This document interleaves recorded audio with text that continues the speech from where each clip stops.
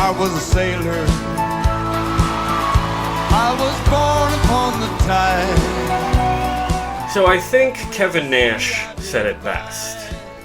If you're not familiar, Kevin Nash was a popular professional wrestler back in the 90s.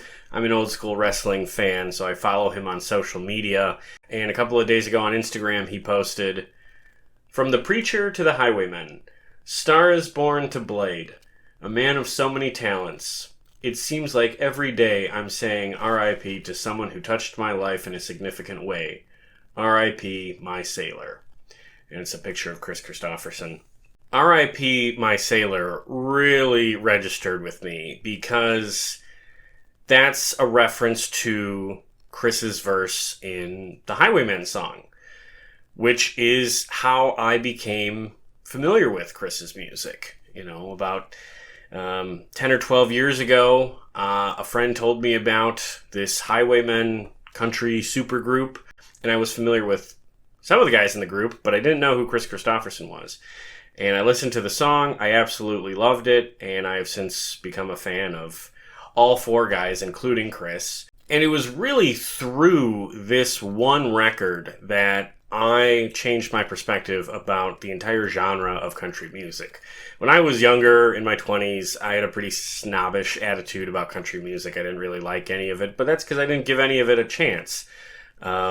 Since listening to this one record, my whole perspective has changed, and now there's quite a bit of country music that I love dearly. And Kris Kristofferson is a big part of that. So today, I'm recording this a couple of days after Kris Kristofferson has passed away, and I just wanted to share some of my reflections on his career in music, because I think he was one of the great American songwriters, and losing him really hurts.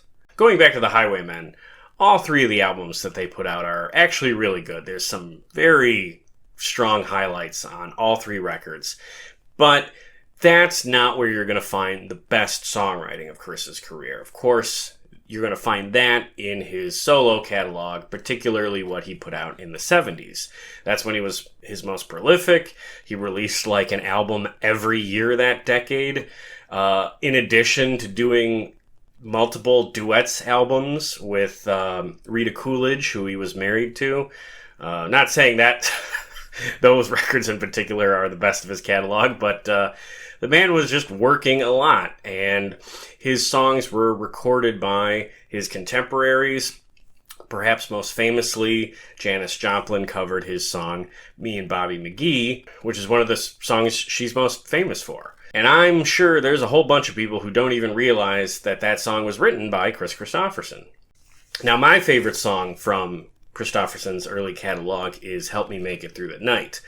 In particular, I am fond of a live version of that song, which comes from a concert DVD of a Highwaymen show. It's a little more of a rock and roll version of the song, and there is this great moment where he sings the line, "I don't care what's right or wrong," and then he pauses for a beat, and he's just like, "Yes, I do." I don't care what's right or wrong. Yes, I do. I have a couple of friends that I get together with every couple of months, and we rotate playing songs when we're hanging out, and one song that always comes up is that live version. And it's because we get such a chuckle out of Chris, waiting a beat and saying, "Yes, I do." We get a kick out of that, and we sing along to that part of the song as well. But the main takeaway for me is I just love listening to that track. And I, of course, love the original studio version as well. But again, this goes back to my love of the Highwaymen, which is how I was first introduced to Kris Kristofferson.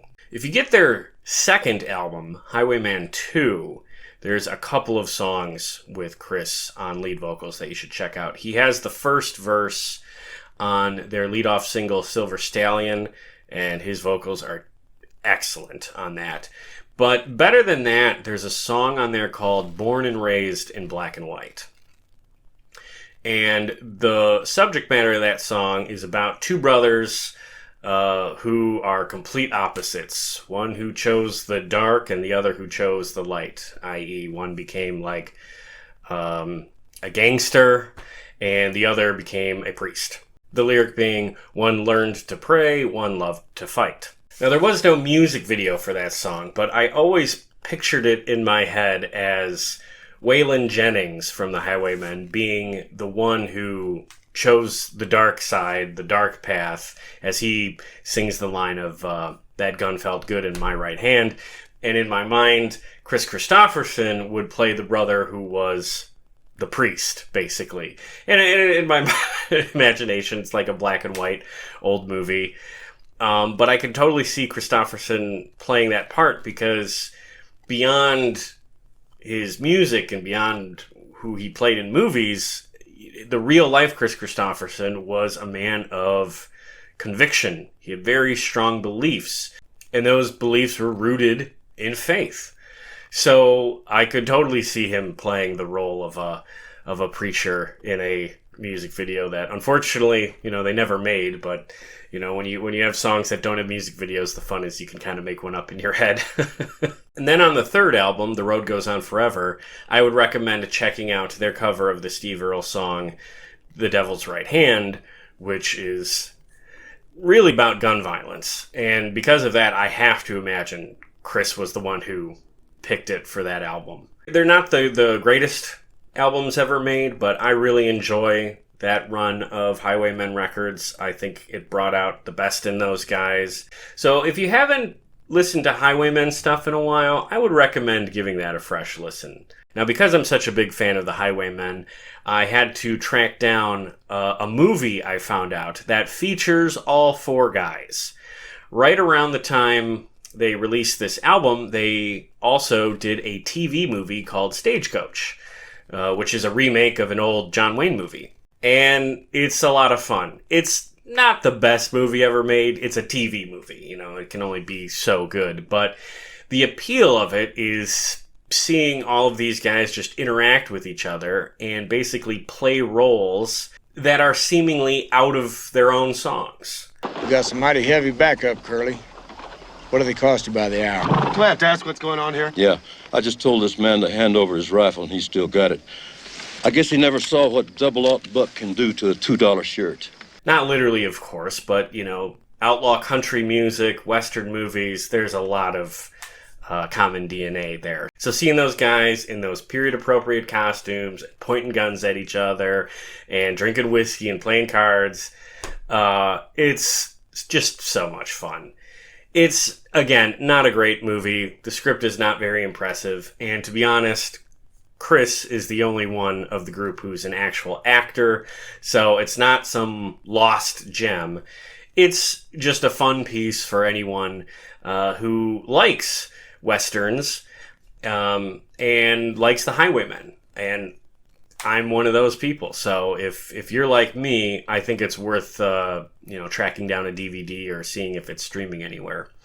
Now, if we're talking about Kris's movie career, Stagecoach, as much fun as it might be, is not in his top tier of films. Of course, he's been in a number of very famous and well-regarded movies.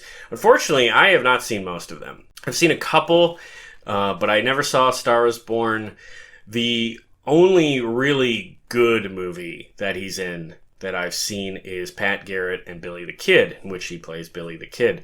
We watched that a couple of years ago when we were doing our Bob Dylan Songwriter series, because Dylan appears in the movie and does the soundtrack for it. And what I remember from that time when I saw it was that Kristofferson absolutely steals the show. So that's my definite recommendation to revisit. If you want to watch a Kris Kristofferson movie, you cannot go wrong with Pat Garrett and Billy the Kid, directed by Sam Peckinpah. It's a classic. Now, one funny little experience I had was on the day he passed away, I was sitting with my girlfriend and I said, "Oh, Kris Kristofferson died." And she didn't really know any of his music, so I asked her if she had ever seen one of his movies. And without missing a beat, she was just like, "Yes, I've seen Blade." And I had totally forgot that, oh yeah, he's in Blade. That's not like a classic of the 70s, but it is a classic for that genre in the 90s. And a lot of people love that movie. I thought it was okay. It's not my favorite, but I remember when we watched Blade, I was pleasantly surprised to see him. It was just like, oh, Kris Kristofferson is in this. All right, I'm on board. And I think he's actually in all three of them. So a little bit of, career resurgence for his acting career in the 90s. And I will say the only other movie I've seen with him in it is much, much worse.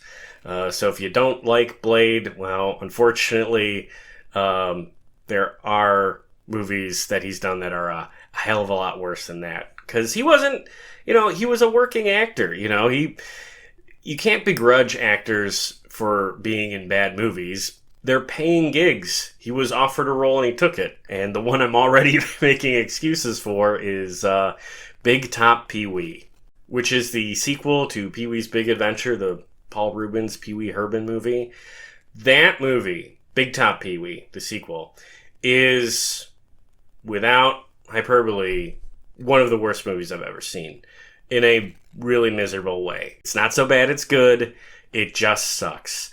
And it's like really sad because, the Pee Wee Herman character is such an icon of the 80s, but somehow they got everything about that character wrong in Big Top Pee Wee, and the movie around him is absolutely no fun. It's a bizarrely joyless experience. I don't know what went wrong with that movie, but there isn't anything funny in it. So if you are missing Kris and Paul Reubens while we're at it, absolutely pick something else. Don't watch that one. Not that any of you were going to watch that one, but that one will just bring you down.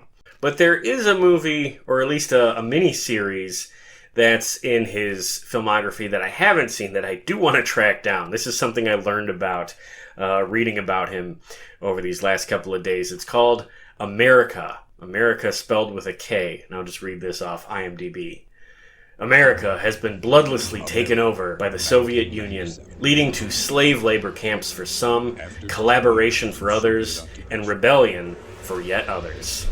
Okay, this this looks like it's my jam. Like a TV miniseries that is all about the United States being taken over by the Soviet Union. I love Red Dawn, so I suspect this one's going to be some fun. From what I've read, it was not reviewed particularly well, but given a bonkers setup like that and Kristofferson in a main role, you know what? I can make some time for it. I can at least check out the first episode. If it's any good, I'll post about it on my social media. Obviously, I'm in need of recommendations for good Kris Kristofferson TV and film appearances. So if you have some favorites about his acting career, please post some suggestions for me in the comments below. I will definitely be checking out some of those. One of the things I watched recently was this DVD I found. It's called Kris Kristofferson, His Life and Work. I bought this from an eBay store that was doing a sale like less than a week ago. So the timing was incredible. Like, I think the DVD showed up in my house a day before he passed away. So I was watching, that DVD, and it's just a documentary about his career up until the 90s. Nothing special except that it gets a really good lineup of people to talk about him, including Willie Nelson, Johnny Cash, John Prine, Jackson Browne, and, oh yeah, Cesar Chavez. You will get called from time to time by famous people and people in show business and so forth. And, oftentimes they don't really mean it. They're good meaning, and they mean it, but they're too busy to do anything about it. And so we thought Kris was just one of those. We treated him very nicely, but we didn't ever imagine that he was really deeply concerned about what was happening to us, to workers, and how he saw that our movement was a way to help. But in time, it began to show that it was for real, and pretty amazing. It's steadfast, I guess the word. That brings me to my point about Kris's activism. If you know anything about Kris, you probably know that it was a very politically active guy. He had some very strong beliefs about not just American, but global politics, about freedom, and he was extremely outspoken, not just in interviews, but in 1990, he released an album called Third World Warrior, which is an album full of songs about politics. Every single song is about some political issue or another. And not like your typical, like, American culture war stuff that you see today. Like, he's got songs on that record that are in defense of the Sandinistas. Now, if you are not familiar with the Sandinistas, they were a guerrilla military force that was waging a civil war against the Contras in Nicaragua in the 80s. One thing you might be familiar with was the Iran-Contra scandal that happened in the 80s. That was probably the biggest scandal of the Reagan administration. Long story short, the United States government was backing the right-wing paramilitary group, the Contras, and they were doing it in an unethical way. They were trying to hide the fact that we were getting money and weapons to the Contras. And I think in reaction to that, Kristofferson and others, took the side of the Sandinistas and, spoke out in support of them. Now, I don't want to get too deep into the weeds about international politics, especially because this stuff is all 40 years old. But the Sandinistas were not like the Peace Corps, They were a military operation, and they were brutal. So I think it's pretty bold that Kristofferson took a very open stance about supporting them in that civil war. He believed they were fighting for freedom, and he supported anybody he saw as fighting for their freedom. He was a big supporter of Nelson Mandela.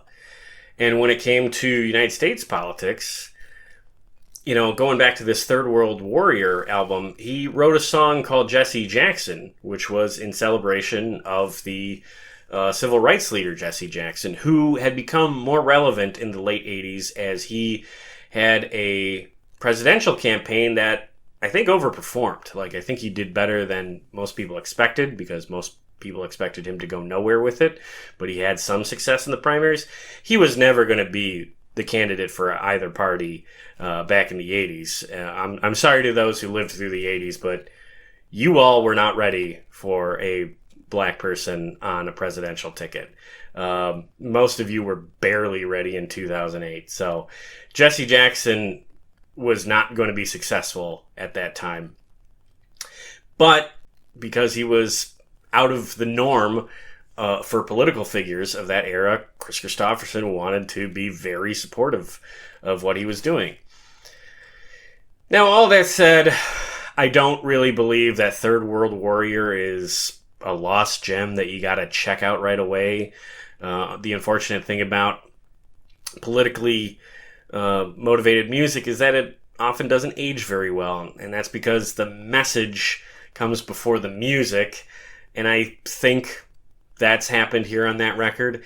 And also, a lot of these political movements aren't really relevant anymore, so I don't know how much value there is to re-listening to it if the music itself doesn't catch you. And I have to say, it didn't really do much for me. I will say, though, that he has written other politically driven songs that do register much more. I do think you can write meaningful and enjoyable songs that are about political issues as long as music comes first. And there's two examples of that. One is from the album he released before Third World Warrior, which was called Repossessed. He has a song on there called What About Me? And that is a song that touches on some of the stuff we talked about in my podcast about Bruce Springsteen's Born in the USA, about a veteran coming back home to the United States and being in a real bad place, real destitute place. So it was interesting to see that theme come up there. But an even better song on the same album, which I might say is my favorite Kristofferson song, it's at least top 3. It's called They Killed Him. And it's a song that pays tribute to Mahatma Gandhi, Martin Luther King Jr., and Jesus Christ. And at the end of each verse, each verse is about those guys, at the end of each verse, he sings the lyric, "My God, they killed him." My God, they killed him. And that one line captures the despair, the rage, the heartbreak, all of the emotion that you would feel in reaction to a hero who stands for good and justice and freedom being assassinated. My God, they killed him. Extremely simple, but exactly to the point. He captures so much in so few words that I think that line is one of, if not his very best lyric. Now, I don't think you're ever going to beat freedom is just another word for nothing left to lose. Nothing ain't worth nothing, but at least it's free. That's an all-time lyric from me and Bobby McGee. That is one of the greatest song lyrics ever written. You know, that's as good as it gets. So I'm not going to say They Killed Him is better than that. But as far as a lyric that gets a more emotional and gut reaction out of me, My God, They Killed Him is like right there, you know, second only to what was, you know, off of Me and Bobby McGee. Just really well put. And it's a song that absolutely has political overtones without being preachy, like, or condescending, or, you know, any other negative quality that often comes up with politically driven songs. It's one of his best works. So if you're not familiar with that one, that's from, again, his later catalog, a 1986 album called Repossessed. I would check out that one. It's called They Killed Him. So I opened with a nice tribute to Kris from Kevin Nash, and I'm going to close with a tribute that was written by a friend of the show, actually. Heath Holland wrote a beautiful eulogy for Kris Kristofferson. I'm going to post a link to that in the description of this video. You should definitely read the whole thing. Heath is very much a Kris Kristofferson fan, so I want to read just a selection from it because I thought that was really nice, and we'll close with this. Heath writes, quote, "When I heard of Kristofferson's passing, it felt like a physical blow. I was walking when someone told me, and it stopped me in my tracks, knocked the air out of my lungs. It's not that it was a surprise. Isn't it always a surprise? But that I still wasn't ready. None of us will cheat death. Eternity is coming for every last one of us, but some losses hit harder than others. Even though I never met Kristofferson, he had a profound impact on me and my worldview. In a world of hucksters and liars, Kristofferson was true." Yeah, I couldn't put it any better. That's right on the money. So hopefully I've been able to convey what an important guy Kris was to the music that we love. I mean, if you're a Johnny Cash fan and you've never heard of Kris Kristofferson, guess what? You're a Kris Kristofferson fan. Because Johnny Cash wrote about Kris in his autobiography. In Cash the Autobiography, he writes, quote, "I don't think I've performed a single concert without singing a Kristofferson song." So there you go. I mean, Kristofferson songs have been covered by almost everybody in that classic outlaw country era, and Johnny Cash is one of the big ones. So if there's a Johnny Cash song you like, look it up. It might have been written by Kris. And if it was, check out Kris's version, or check out the music Kris was writing around that same time. His catalog is very deep, and after you've listened to it, share it on social media. Talk to your friends about it. Recommend some of his songs to your friends. Because the one silver lining of any of our favorite artists passing away is that it gives us an opportunity to re-explore their catalog and also remind ourselves that it's not on their estate or the music industry or their famous friends to keep their legacy alive. It's on us, the fans.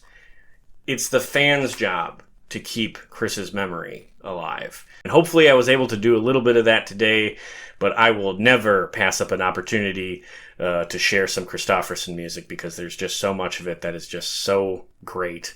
And if you're not familiar with Kris Kristofferson, start with that first album of his, or do what I did. Check out the Highwaymen album. Very accessible and honestly a great entry point to all four guys' career. So if you have any thoughts on Kris Kristofferson, if there's any parts of his catalog that mean a great deal to you, please share them with me in the comments below. Otherwise, thank you very much for watching this video. It means a lot. I'm glad I was able to take some time to talk about Kris. Also, I recently joined my buddy Jesse Jackson. No, not that Jesse Jackson.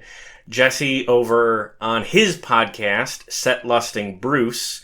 We had a nice roundtable discussion about Kris's legacy. So if you want to hear some other people talk about Kris's music, you can check that out. Link to that is also in the description below. If you're a fan of classic rock music, I would invite you to check out the rest of this YouTube channel. I do a lot of concert reviews, so if you like classic rock, I guarantee you there's something here that will interest you. In particular, the podcast I do, which is all about classic rock. We've had a lot of guests on this year, so please check that out as well. Links are all in the description below. But with all that, I'm just going to bid farewell to Kris Kristofferson by once again borrowing the words from Kevin Nash, R.I.P. my sailor. And when the yards broke off, they said that I got killed, but I'm living still.